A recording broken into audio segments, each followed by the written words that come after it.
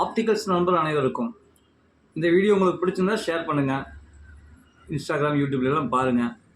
பார்த்துட்டு எல்லோரும் ஷேர் பண்ணுங்கள். என்ன விஷயம்னா, இந்த நோஸ் பேட் இருக்குது பார்த்தீங்களா? இப்போ இந்த நோஸ் பேடு போட்டு ஒரு சில கஸ்டமர்கள் அளந்துதுங்குவாங்க. ஒன்று. ரெண்டாவது, இந்த ஃப்ரொகுல்சி கிளாஸ் போட்டவங்களுக்கு பார்த்தீங்கன்னா, அந்த ஒவ்வொரு டைம் பார்த்தீங்கன்னா பைஃபோக்கல் போட்டிருக்கவங்களும் சரி, இந்த ரவுண்டு இதெல்லாம் அட்ஜஸ்ட்மெண்ட், அந்த ஃப்ரொகுல்சி கிளாஸ்லாம் வந்து அட்ஜஸ்ட்மெண்ட் பார்த்தீங்கன்னா ஒவ்வொரு டைம் கீழே இறங்கிடும். ஆனால் கொஞ்சம் மேலே தூக்கி வச்சு நல்லா இருக்குங்குவாங்க. அதுக்காக தான் இந்த வீடியோ நான் பண்ணியிருக்கிறேன்.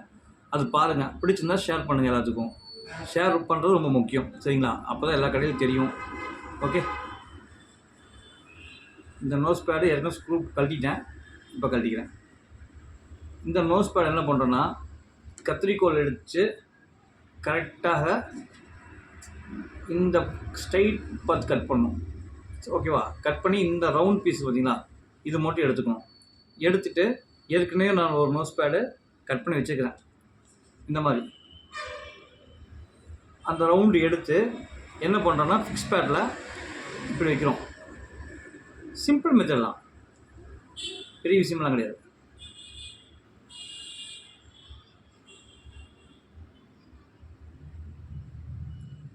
ஓகே.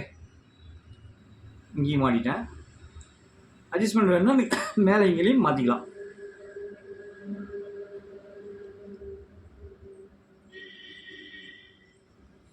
சின்ன நோஸ் பேட் வைக்கும்போது நல்லாயிருக்கும். நீ பெருசாக வைக்கும் வேறு மாதிரி இருக்கும், நல்லாயிருக்கும்.